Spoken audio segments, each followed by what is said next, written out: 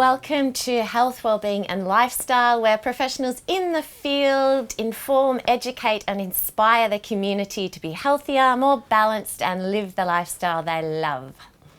And today we have Sarah Kiryshin in the studio, who is a barbecue cook and healthy food advocate. Welcome, Sarah. What have you got for us today? So I am an absolute barbecue fanatic. I'm going to tell you a little bit about my fundamental rules when it comes to barbecuing, okay? So for me, I am a very, very busy person. I live quite an active lifestyle and I love food. Number one, the food must always be delicious. But for me, barbecuing makes it more delicious. There's that incredible flavour that you cannot describe that comes from a barbecue, especially when you cook over charcoal. The other thing is it has to be simple.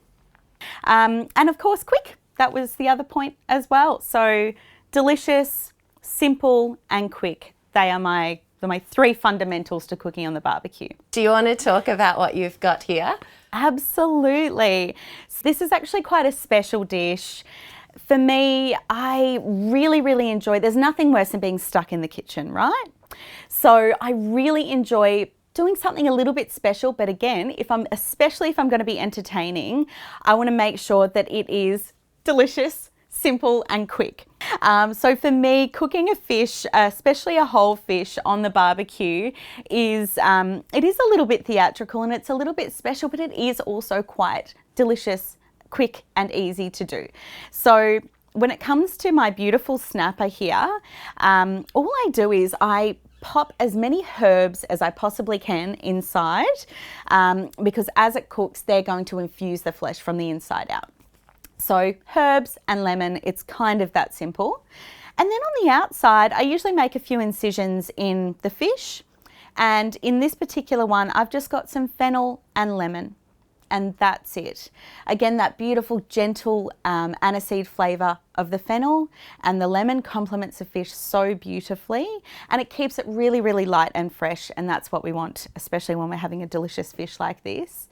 And then really, it's as simple as just making sure the barbecue is hot enough. That's essential because the last thing you want is the fish sticking to it. And then you just pop it on there. So what I love to serve my fish with is some sweet potatoes and of course complementing that with some grilled fennel as well, because that's already in the fish and I just feel like it kind of ties it all in together. So call it a kind of quick, easy, healthy take on fish and chips. When it comes to cooking a delicious dish on the barbecue, there's three kind of core steps. So obviously selecting the food that you plan on cooking. Number two is, of course, cooking the amazing food.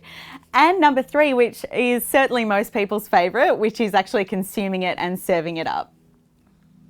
So when we're talking about selection of the ingredients that you're going to be cooking with, for me, especially when selecting a fish, ideally you do have a fish shop or a fishmonger that you can trust and ask a few questions about the freshness of it, where it comes from. So this is a snapper. When I look at a snapper, I think, okay, we always want the eyes to be quite clear and bright. If they're cloudy, it means it's probably been sitting there a little while. When it comes to the skin, you want it to be quite smooth and glossy, but not slimy. So they're kind of the two key tips to look for when selecting a fish: bright eyes and smooth skin. The next thing is, so fennel, for example, most greengrocers will have beautiful fresh fennel. One of my favourite things when selecting fennel is to make sure that the bulb is quite large. The next step is, of course, cooking it. So what we do is we stuff the fish, we put all of our beautiful herbs, maybe some fennel fronds in there. We will slice the lemon and fennel quite thin. So if you have a mandolin, it's a lot easier to shave the fennel down. And then you'll pop a few incisions in the flesh. You want to get quite low down so that you can get as much flesh as you can. Cut a few slices in there, and that's when you'll pop a couple of slices of lemon and a few pieces of shaved fennel in there as well. It can be tricky. I know a lot of people might find it a little bit daunting to cook a fish on the barbecue because the first thing you think is the skin's probably going to stick to the barbecue. So I've got a few tips to remedy that. But what I would always suggest is to make sure the barbecue is extra hot. So when you put it on, it kind of sears and seals the skin as you pop it on the barbecue. The next one is to oil. Oil the skin as much as you can. Obviously, we want to make sure that we have a balance between consuming too much oil and making sure the dish is still nice and healthy, but also making sure the fish doesn't stick. Keep in mind, a lot of that oil will cook off in the cooking process. A lot of the amazing juices will drip down into the charcoal and then they will re-infuse the food, which makes it even more delicious. And then with the sweet potato chips, they're so simple. You just slice them up, pop them on the barbecue, little bit of oil, little bit of salt, maybe some herbs if you like. They take probably about 5 minutes either side, whereas the fish will take about 10 minutes either side. I like to try and keep it off super direct heat because we want it to cook all the way through. And then when you flip it, we obviously want to make sure that we've got a similar cooking time on the other side to make sure that fish is cooked perfectly. When it comes to flipping the fish, we don't want to move it around too much, otherwise that skin will slide off the fish. So usually I just get a big spatula. I also get some tongs to pop on the fish to maybe secure it a little bit.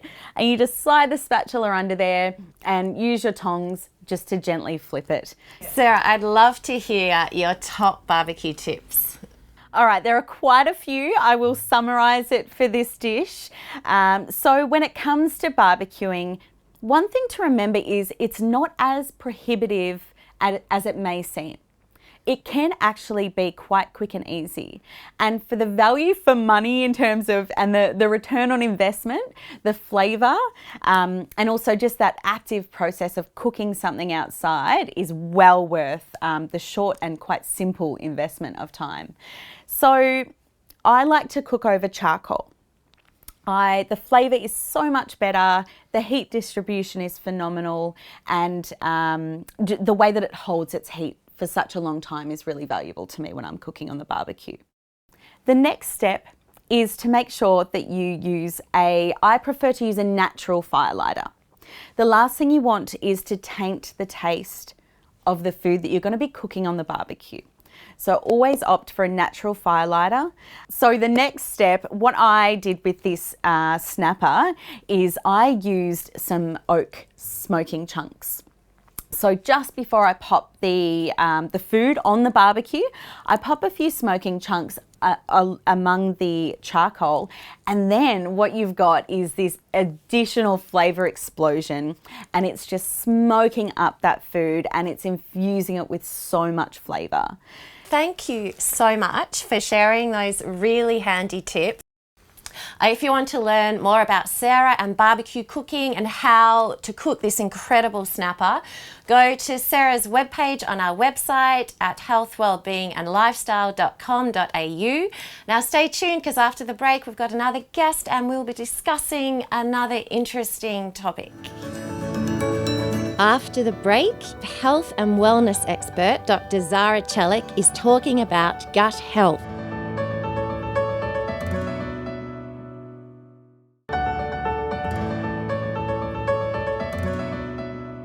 Welcome back, and now we have Dr Zara Celik, an integrative health and wellness expert, and she's talking to us today about gut health.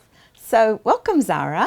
For our viewers, how would they know when somebody's having gut health problems? Yeah, absolutely. So I normally would recommend and encourage people to pay attention to the physical symptoms.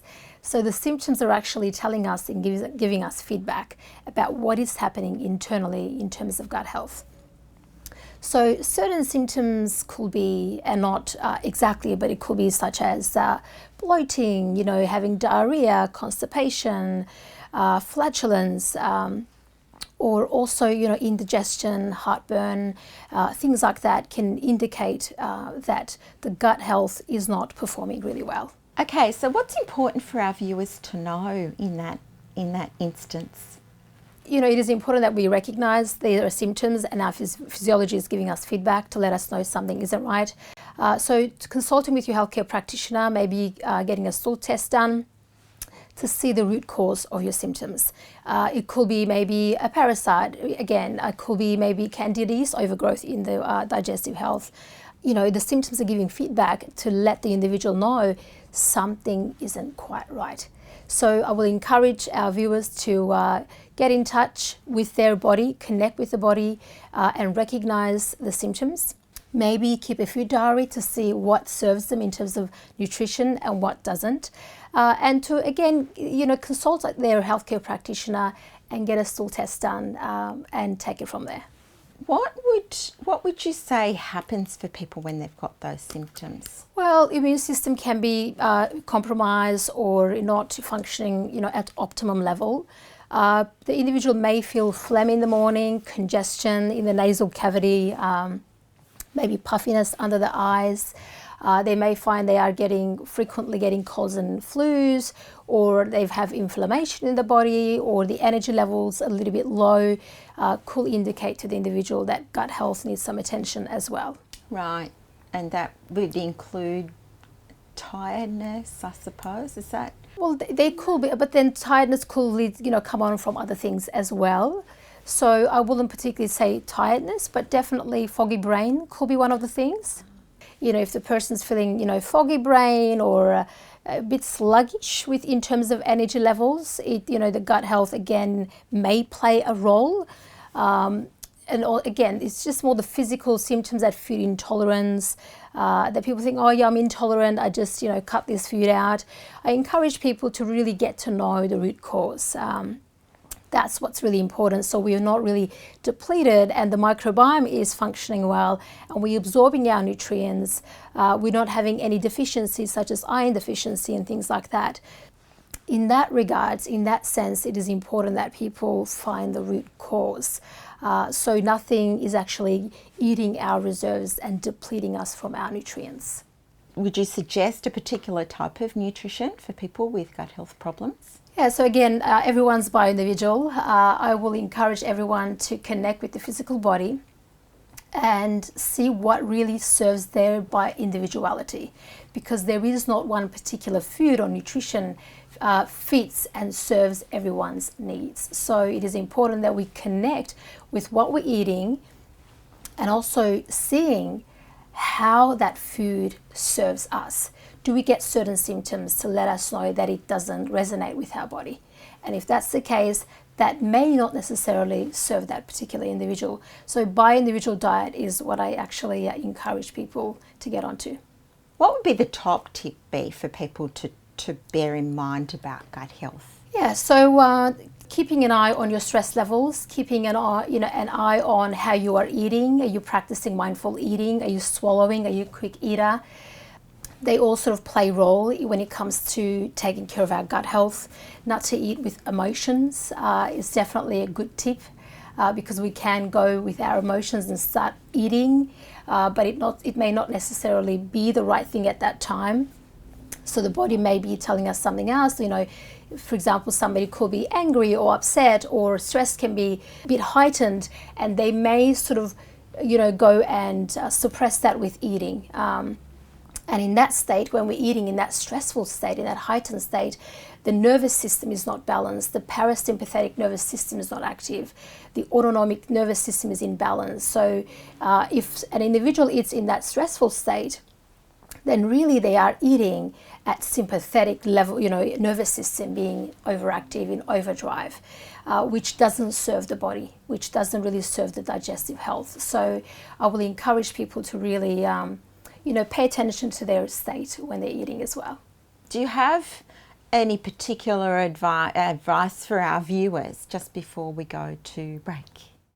Absolutely. So connect to see what your body is telling you, and it is important that you pay attention and really respect your body, to really connect, to understand that your body is conveying a message to you, and that you do respect your body's needs and you act upon those symptoms. Thank you.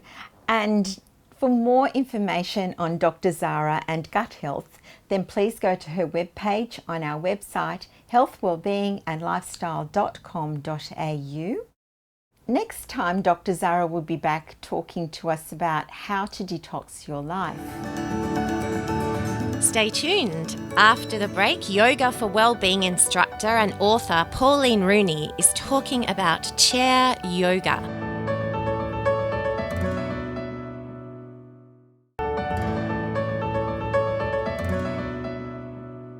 Welcome back. And now we have Pauline Rooney back with us, our Yoga for Wellbeing instructor and author. And today the topic is chair yoga. So Pauline, welcome. Thanks, Linda. It's lovely to be back. And chair yoga, how is that? What does chair yoga entail? That's a really great question, and it's something that many people get confused about and wonder if it's the same or, well, it's not the same, but it is. That's a bit of a contradiction. If you can do a posture on the floor, you can do it in a chair. And the advantage of doing yoga in a chair is you might have had an injury, you might not feel like getting onto the floor, you may not have the space to get onto the floor, or you might be a little bit more gorgeous in years, so therefore you're unable to get onto the floor. But yoga is all about the three. It's the breathing, it's the posture, and it is the mindset. So therefore, if you can have those three on a mat, you can have those three on a chair. It's very simple to do the same types of things. If you do a back bend on a mat, you can do a back bend on a chair. And it's a matter of same principle. You lift, you extend your spine, and you take your sternum back. A back bend's not leaning back. It's lifting and leaning the spine backward. So therefore, we can do that on a chair. We can do our spinal twists on a chair, just like that. You'd always do it to both sides. Even to the triangle poses in the standing, we won't stand, but you hang on to your chair. I'm a great believer in safety, Linda. If you're on wheels, you must lock them down or have your chair very secure. Safety's paramount. So you'd come out the side of your chair, checking the shoulders not up, that it's down, and you'd ease out like that. Now that's a lateral or a side bend to your spine. Same as on the floor. You do that on both sides, you see. So it keeps the body moving. Any movement is good movement.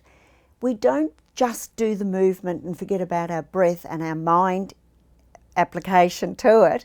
So we would say breathe in and turn and breathe out, and then breathe naturally, and then breathe in and coming back, and then breathe out. So your breath movement is the same on the mat as it is in a chair. Forward bends, we can bring the legs out a little bit and stretch our spine. You'd never arch up because you wouldn't do that on the mat.